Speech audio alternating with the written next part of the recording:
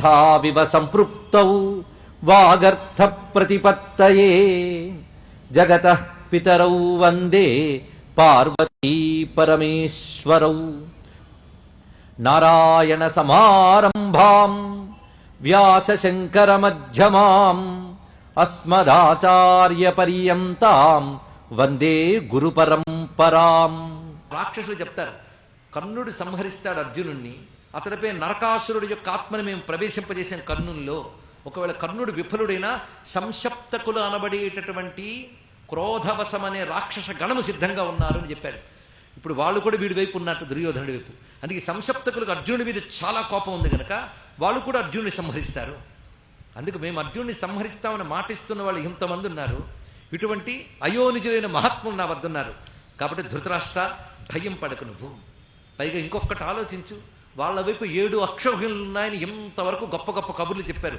మన వైపు 11 అక్షౌహిణులు ఉన్నాయి. తెలుసుకో, ఇక్కడ 4 అక్షౌహిణులు మనమే ఎక్కువ కనుక ఇప్పుడు నేను చెప్పిన మాటలు బట్టి ఒక్కసారి ఆలోచించుకో. బలాబలాలు పరిశీలించాలి. ఇప్పుడు బలం ఎవరిది? మన బలమే ఎక్కువ. వాళ్ళు చూపించిన వీరుల కంటే మన దగ్గర ఉన్న వీరులు చాలా ఎక్కువ అని చెప్తూ ఉండగా మనకి దుర్యోధనుడు కొనసాగిస్తున్నాడు. ఇక్కడ కొనసాగిస్తూ సంజయుడితో ఒక మాట అన్నాడు. ఇప్పటి వరకు పొగడేవి కదా, పాండవులకేవో గుర్రాలు, ధ్వజాలు, రథాలు గొప్ప ఉన్నాయని, ఏమిటో అది చెప్పు అన్నాడు. ఇన్ఫర్మేషన్ గ్యాదరింగ్ అంటే ఇక్కడ సమాచార సేకరణ. అర్జునుడి దగ్గర వాళ్ళ దగ్గర ఏవో గొప్ప గొప్ప ఉన్నాయి కదా, అవేంటో చెప్పు అని. ఎందుకంటే వనవాసంలో ఉన్నప్పుడు ఇంద్రుడి వద్దకు వెళ్ళి సంపాదించిన అస్త్రములు, శస్త్రములు, వాటి పూర్తి సమాచారం దుర్యోధనుడికి తెలియదు. ఇప్పుడు సంజయుడిని అడిగి మొత్తం తెలుసుకున్నాడు. అది వివరించి చెప్తాడు ఇక్కడ సంజయుడు చాలా విస్తారంగా.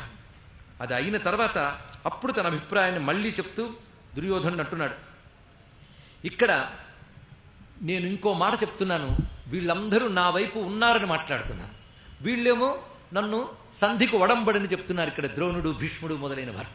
వాళ్ళకు వంత పాడుతూ ఉన్నటువంటి అశ్వత్థామ, సంజయుడు, సుదక్షిణుడు, బాహ్లికుడు, పురుమిత్రుడు, భూరిశ్రవుడు, ఇంతమంది వారికి వంత పాడుతున్నారు. నేను వాళ్ళున్నారని ధైర్యంతో నేను మాట్లాడుతున్నాను. ఇప్పుడు నేను చెప్తున్నాను ఏంటంటే, వీళ్ళు ఎవరూ నా వైపు లేకపోయినా సరే నేను పాండవుల్ని సంహరించగలను. గట్టి మాట చెప్తున్నాడు దుర్యోధనుడు ఇక్కడ. ఎంత ధైర్యం నీకెందుకయ్యా అంటే, నేను కర్ణుడు మేమిద్దరం చాలన్నాడు. ఇక్కడ వీడు మాట ఎలా మాట్లాడుతున్నాడు. నేను కర్ణుడు మేమిద్దరమే యుద్ధ యజ్ఞాన్ని ప్రారంభించామన్నాడు. ఇది నిజమే. వీళ్ళిద్దరే యుద్ధానికి, వైషమ్యాలకి హేతు. అందుకే మేమిద్దరం యుద్ధ యజ్ఞాన్ని ప్రారంభించాం. ఇందులో యజ్ఞ పశువు ధర్మరాజు, అతడు ఇందులో బలి కాక తప్పదు అంటూ మాటలు వివరించి యజ్ఞంతో పోల్చుతాడండి కవిలాగా. ఈ యజ్ఞం మేమే ప్రారంభించాం, మేమే పూర్ణాహుతి చేస్తాం. అందులో యజ్ఞ పశువు ధర్మరాజు, నేను కర్ణుడు, దుశ్శాసనుడు, మేము ముగ్గురం కలిసి సంహరించగలము. ఒకవేళ మేము ఓడిపోయి మేము సంహరింపబడితే పాండవులు భూమిని అనుభవిస్తారు. అంటే యుద్ధము తప్పదు. మేమైనా గెలుస్తాం, వాళ్ళైనా గెలుస్తారు, కానీ యుద్ధం మాత్రం తప్పదు. యుద్ధము చెయ్యకుండా నేను వాళ్ళకి రాజ్యము ఇవ్వను, ఇది నా నిశ్చయాభిప్రాయము అని గట్టిగా చెప్పాడు. యావద్ది సూచ్యా శ్రీక్ష్ణాయా విద్యేదగ్రేణ మారిష తావదప్యపరిత్యాజ్యం భూమేర్న పాండవాన్ ప్రతి. ఇది తెలుగులో చెప్పాలంటే సూచ్యా శ్రీక్ష్ణాయ, ఒక సూది మొన మోపినంత భూభాగం కూడా నేను పాండవులకు ఇవ్వను. 5 రాజ్యాలు కాదు, 5 గ్రామాలు కాదు, సూది మొన మోపినంత భాగం కూడా నేను ఇవ్వను అని గట్టిగా చెప్పగానే అప్పుడు సంజయుడు కృష్ణ పరమాత్మ చెప్పిన మాటలన్నీ వివరించాడు. అప్పుడు ధృతరాష్ట్రుడు అంటున్నాడు, నేను దుర్యోధనుడిని ఈ క్షణం నుంచి వదిలేస్తున్నాను. వదిలేస్తున్న అర్థం ఏంటి? అతని అభిప్రాయం అతందే అన్నాడు అనమాట. కానీ మందలిస్తాను, మార్చుతానని లేదు, వదిలేస్తున్నాను. ఇతడు ఎలా ఉన్నా అంటే యమునోట్లోనికి పడిపోవడానికి సిద్ధంగా ఉన్న మందబుద్ధిలా మాట్లాడుతున్నాడు, ఇతన్ని మీరే మార్చండి అని గట్టిగా అనడంతో అప్పుడు సంజయుడు కృష్ణుడు చెప్పినటువంటి మాటలను కూడా వివరించి చెప్తాడు. ఇక్కడ ఇప్పుడు కౌరవ పాండవ బలాన్ని వివేచన చేయడం ధృతరాష్ట్రుడు కూడా చేస్తాడు. పాండవులకు దైవ బలం ఉంది అని ఇప్పుడు సమర్థనలో తేలింది. దేవతల యొక్క బలము పాండవులకు ఉన్నది. ఈ సంభాషణ ఎంత చక్కగా వెళుతోందో చూడండి. ఇక్కడ రాజుల బలము ఇవన్నీ ఉన్నాయని చెప్తే అవి మాకు ఉన్నాయ్యా, మహాత్ములు ఉన్నారంటే మాకు ఉన్నారు, ఇంత చూపించాడు ఇక్కడ. కనుక మేము భయపడక్కర్లేదు. దైవబలం ఉంది అంటే దైవబలం పాండవులకు ఉందా అంటే దేవతలు వాళ్ళని రక్షిస్తారా? రక్షించేటట్టయితే జోదం సమయంలో ఎందుకు రక్షించలేదు? అడవుల పాలైనప్పుడు ఎందుకు రక్షించలేదు? మేము ఆ సమయంలో క్షేమంగానే ఉన్నాం, మేము గెలవబడ్డాం. ఇప్పుడు చెప్పు దైవబలం ఎలా ఉందో. ఇక దైవబలము, మంత్రబలము నాకేమీ తక్కువ లేదు. నేను చేసిన సాధన బట్టి నేను మంత్రిస్తే మొత్తం లోకాలని తగలబెట్టి అగ్నులు కూడా చల్లబడతాయి. నా దగ్గర ఆ మంత్రశక్తి ఉంది. దుర్యోధనుడు చెప్తున్నాడు. అంటే ఇతడి సాధనలు ఇతరికి ఉన్నాయండి, దుర్యోధనుడికి కూడా. పైగా దేవతలకున్న పరమ తేజస్సు నా వద్ద కూడా ఉన్నది. నేను కొన్ని మంత్రములు గాని ప్రయోగిస్తే ఆ అస్త్ర విద్యలకి భూమి బద్దలవుతుంది, గిరిశిఖరాల పిండి అవుతాయి సుమా. అటువంటి బలం మాకు ఉన్నది. ఎప్పుడైనా నేను నా జీవితంలో మిత్రులకు శుభము, శత్రువులకు అశుభం మాత్రమే చేసేనే తప్ప ఏనాడు కూడా మిత్రుల పట్ల శుభంగా ప్రవర్తించలేదు. నన్ను సత్యవాక్కు అంటారు. వాడు గొప్పలు వాడే చెప్పుకుంటున్నాడు దుర్యోధనుడు. నేను ఇంతవరకు ఎప్పుడు ఇలా జరుగుతుంది అంటే అలా జరిగింది. అది సత్యవాక్ అంటే సత్యములే పలుకువాడని కాదు. నా మాట వ్యర్థం కాదు. నాకు వాక్శక్తి కూడా బాగా ఉంది సుమా. మంత్రశక్తి ఉంది, వాక్శక్తి ఉంది, కనుక దైవబలం నాకు ఉంది. నా గొప్పతనం అందరికీ తెలుసు అని ప్రగల్భాలు చెప్పాడు. అప్పుడు వెంటనే భీష్ముడు కలగజేసుకున్నాడు. ఏమిటయ్యా నువ్వు మాట్లాడుతున్నది? ఆ సమయంలో కర్ణుడు కూడాను, నేనిప్పుడు దుర్యోధనుడు చెప్పిన మాటను సమర్థిస్తున్నాను ధృతరాష్ట్ర. ఈ భీష్ముడు, ద్రోణుడు అందరూ కూడా మా వైపు నుంచి కాకుండా అటు వెళ్ళిపోయినా మాకేం పర్వాలేదు, నేను ఇటే ఉంటాను, మేమిద్దరం సాధిస్తాం అనగానే వెంటనే మహానుభావుడు భీష్ముడు అంటున్నాడు, కర్ణ నీకు ఆయువు మూడిందయ్యా అన్నాడు. లేకపోతే నీ నోటంటే ఇలాంటి మాటలు రావు, ఇది తెలుసుకో. అసలు నీ దగ్గరున్న బలాబలాలు నీకు ఎప్పటికప్పుడు చెప్తూనే ఉన్నా వినట్లేదు. మరొక్కసారి గట్టిగా నొక్కు చెప్తున్నాను నీకు. అర్జునుడి దగ్గర బ్రహ్మాస్త్రం మొదలైనవి ఉన్నాయి, అవి నీ దగ్గరలో. ఒకవేళ నీ దగ్గర అస్త్రాలు ఉన్నవి అవి శాపగ్రస్తం.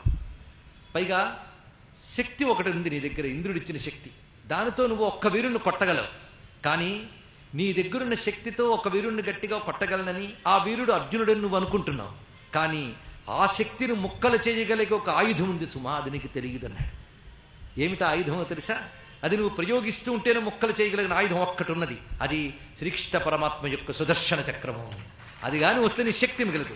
ఇంకొక్కటి నీ దగ్గర ఉన్నది, అదేమిటంటే సర్పముఖ బాణం.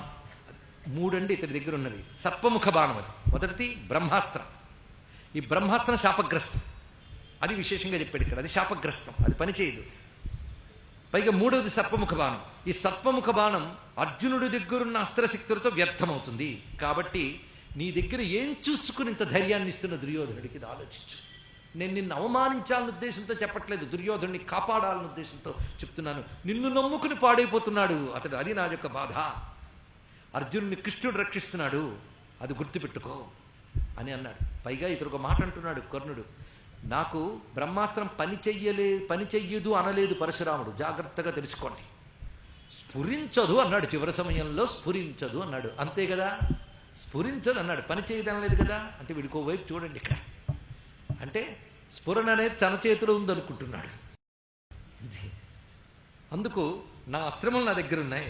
పైగా నా మీద చాలా ప్రేమ కూడా చూపించాడు పరశురాముడు. అయ్యో నిన్ను అనవసరంగా శపించేనే అన్నాడు. నిజంగా అలా అనలేదండి. శపించింది శపించి నువ్వు చాలా కష్టము సహనము చూపించావు గనక నా అనుగ్రహం నీకుంటాయి, కొన్ని అస్త్రాలు శస్త్రాలు పనిచేస్తాయని ఇచ్చాడు ఆయన. అంత ఇంకేం లేదు ఇక్కడ.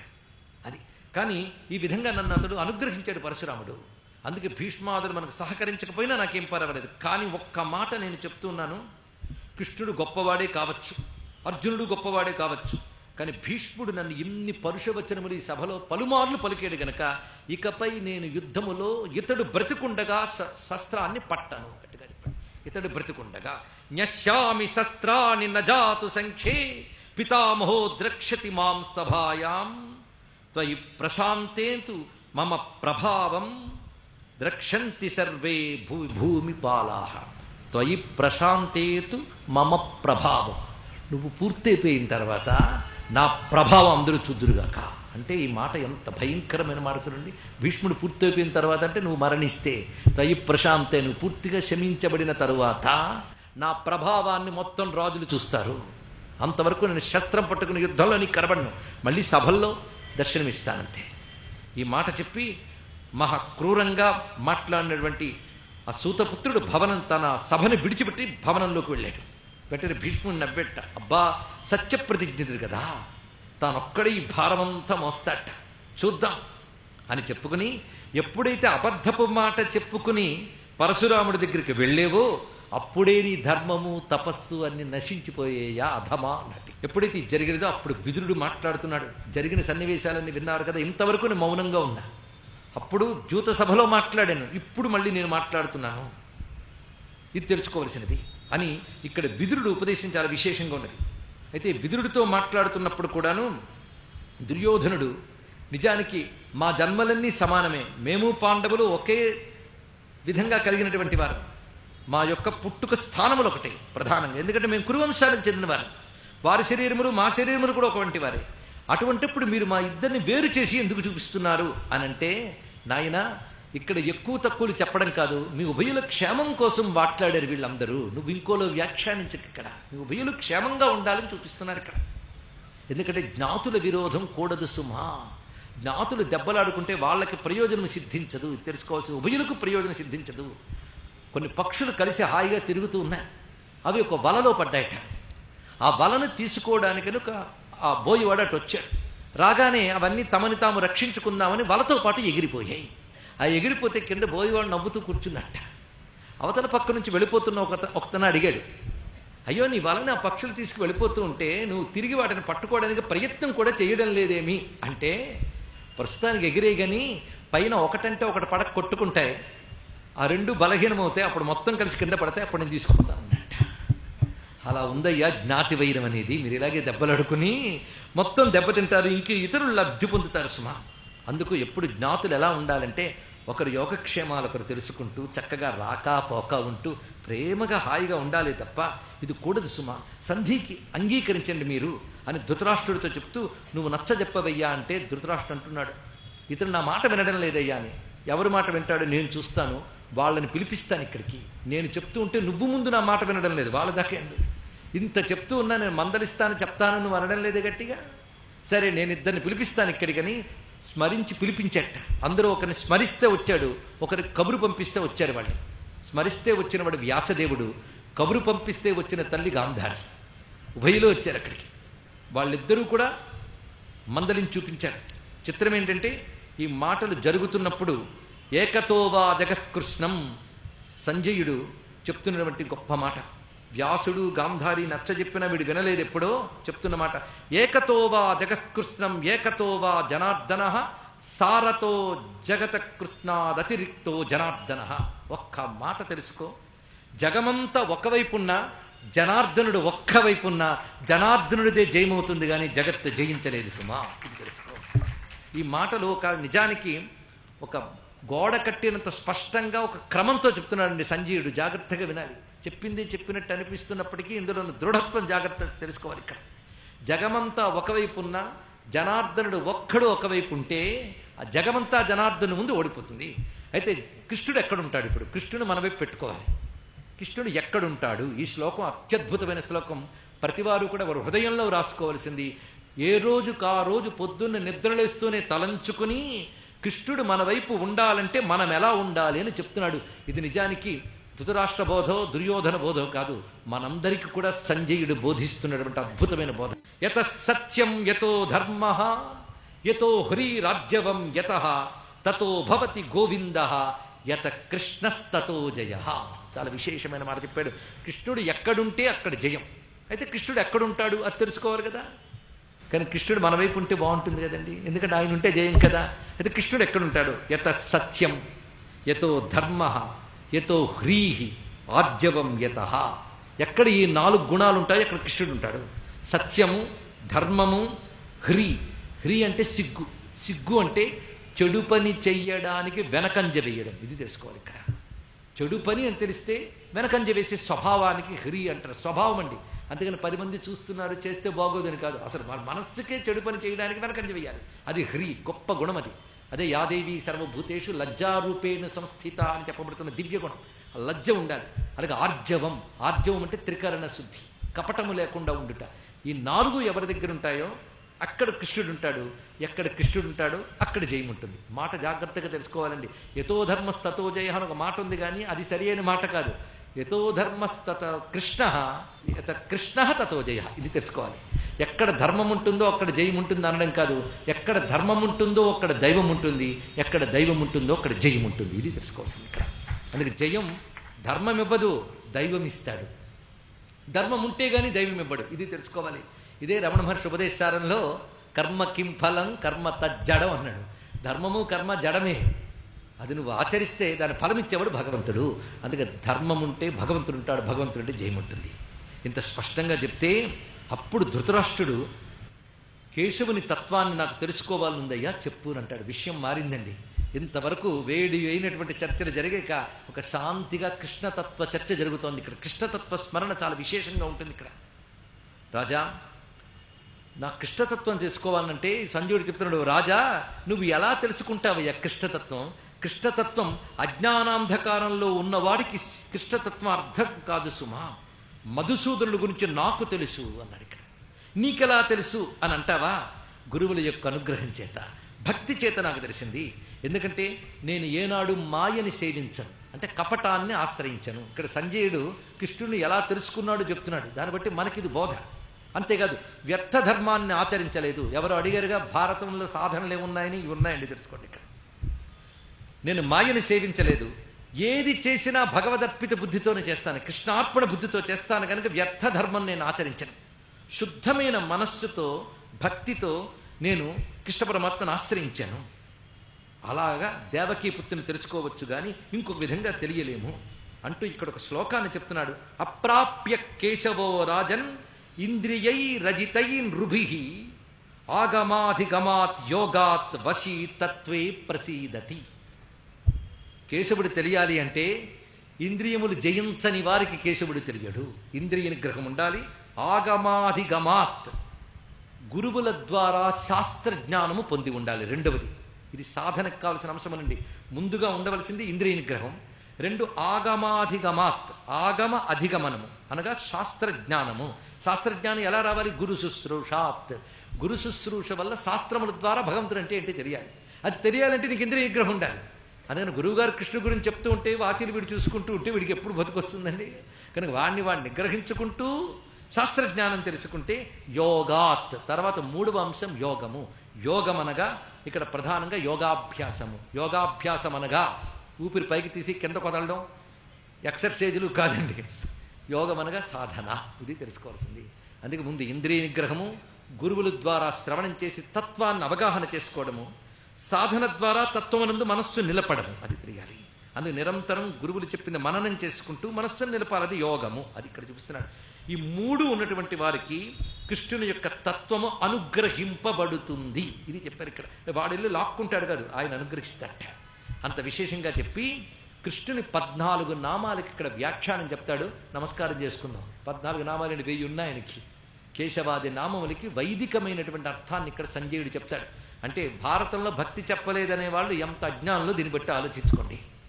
భాగవతం ఎంత కృష్ణ భక్తి చెప్పిందో భారతం ఏమాత్రం తగ్గకుండా కృష్ణ భక్తిని చూపించింది. అది తెలుసుకోవాల్సింది ఇక్కడ. కృష్ణ భక్తిని అద్భుతంగా వివరిస్తే ధృతరాష్ట్రుడు అంటాడు, కళ్ళున్న వారంతా అదృష్టవంతులయ్యా అన్నాడు. గుడ్డి కళ్ళ నుంచి కూడా నీరు వచ్చిందండి ఇప్పుడు కృష్ణత్వం ఉన్నాక. కళ్ళున్న వాళ్ళందరూ అదృష్టవంతులు. ఎందుకంటే వేదవేద్యుడైన ఆ పరమాత్మని భౌతిక రూపంతో ఎవ్వరూ చూడలేరు. ఆయన్ని మీరందరూ చూడగలుగుతున్నారు అంటే మీరందరూ భాగ్యవంతులు. గుడ్డివాడిని నాకు భాగ్యం రాలేదే. ఈ ఏడుపు నిజాయితీగా ఏడ్చాడండి. నిజాయితీగా ఒక్క కన్నీటి బొట్టు కార్చినా కృష్ణుడు గుర్తుపెట్టుకుంటాడు. అది మనం గుర్తుపెట్టుకుంటే చాలు. తర్వాత కథకు మనకు వస్తుంది. ఇక్కడ ఎప్పుడైతే ఈ విధంగా జరిగినదో అటు తర్వాత అక్కడ ధర్మరాజు తాను తన బంధువులతో కలిసి కృష్ణ పరమాత్మ ఉన్న చోటుకు వెళ్ళాడు. వెళ్ళి శరణు వేడి.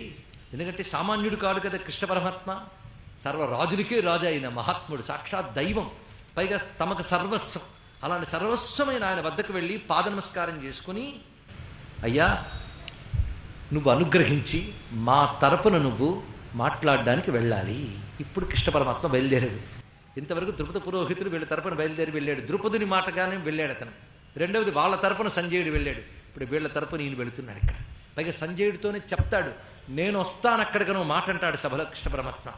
అందుకే అలాంటి కృష్ణుడు రాబోతున్నాడు సుమా అని సంజయుడు హెచ్చరిస్తాడు ముందే. ఇప్పుడు ఆయన అన్నాడు నేను వెళతాను అని, కానీ ఆయన అన్నాడు కదా ఆయనే వెళ్తాడని అనుకోకూడదు. వెళ్ళమని వీళ్ళు ప్రార్థించాలి. ఇది తెలుసుకోవాల్సింది ఇక్కడ. అందుకే పాండవుడు వెళ్ళి ప్రార్థించారు. అప్పుడు పరమాత్మ వింటున్నాడు వాళ్ళ మాటలు. ఇక్కడ ధర్మరాజు హృదయం తెలుసుకోవాలండి. ఎంత సున్నితమైన హృదయం మహానుభావుడికి. ఎప్పుడు శాంతినే కోరుకుంటాడు మహాత్ముడు. అందుకే లోపల ఎంత వేదాంత జ్ఞానం పండిందో దీన్ని బట్టి తెలుస్తుంది. శాంతికి మనం ఎంత ప్రయత్నాలు చేసినప్పటికీ కూడా అది విఫలమవుతుందేమో అని సూచన కనబడుతుంది. కానీ ఎంత విఫలమైన శాంతి ప్రయత్నాలే చేయాలని నాకు అనిపిస్తోందయ్యా. ఎందుకంటే యుద్ధం చాలా భయంకరమైన సుమ. ఆ యుద్ధం ఆడుతూ అటు మేము ఇటు వాళ్ళు యుద్ధం చేస్తూ ఉంటే ఎలా ఉంటుందంటే, యుద్ధాలు నాకు కుక్కల కోట్లాట్లా కనబడతాయి సుమ అన్నాడు. ఇక్కడ కుక్కల కోట్లాట్లా కనబడతాయి. కుక్క జట్టీలను ఒక మాట ఉన్నదండి, కుక్కల కోట్లాట్లా కనబడతాయి. ఎందుకంటే కుక్కలు ఒక మాంసం ముద్ద పడి ఉంటే అది తీసుకోవడానికి ఆ కుక్కలు ఎలాగా తోక నూపుతాయి, గుర్రు పెడతాయి, ఒకటి అరిస్తే ఇంకోటి అరుస్తూ ఉంటుంది. అది తిన్నవ్వకుండా ఇది జాగ్రత్తగా చుట్టూ తిరుగుతుంటుంది, మధ్యలో క్రూరంగా దంతాలు చూపిస్తూ మరుగుతూ ఉంటుంది, కలియబడుతూ ఉంటుంది. అవే పనులు యుద్ధంలో మనం చేస్తూ ఉంటాం. అలా చెప్తున్నాడు చూడండి ఇక్కడ. అందుకే అది చాలా అసహ్యంగా ఉంటుంది సుమా. మన పరిస్థితి అలాగే ఉన్నది. పైగా బలవంతులు బలహీనులపై ఆదరం చూపుకపోవడం అనేటువంటిది అన్ని జంతువుల్లో కనబడుతున్న అంశమే ఇక్కడ. అదే ధర్మం ఇక్కడ కనబడుతున్నది. పైగా ధృతరాష్ట్రుడు మాకు చాలా పూజ్యుడు, గౌరవనీయుడు, తండ్రి మాకు. కానీ ఆ ధృతరాష్ట్రుడి పుత్రప్రేమ చాలా ఎక్కువై కొడుకుకు వశమైపోయి మా ప్రార్థనని పరిహసిస్తాడు. అందుకే కృష్ణ నిన్ను ప్రార్థిస్తున్నావు, ఇలాంటి సంకట పరిస్థితులు నువ్వు కాక మాకు ఎవరు దిక్కు చెప్పు. నువ్వు మాకు ఇష్టుడవి, శ్రేయోభిలాషివి. నీకు మాకు ఉన్నటువంటి బంధం ఎన్ని రకాలుగా ఉంది. ప్రియశ్చ ప్రియ కామశ్చ గతిజ్ఞ సర్వకర్మణ. నిజంగా ఒక శరణాగతి మంత్రములేనండి ఇవన్నీ కూడా. నువ్వు మాకు ప్రియమైన వాడివి, మాకు ప్రియం కలిగించేవాడివి, మా సర్వగతులు నీకు తెలిసిన వాడివి. భగవంతుడికి అన్నీ తెలిసిన మనకు తెలుసుకుంటే చాలండి, ఏ బాధ లేదు.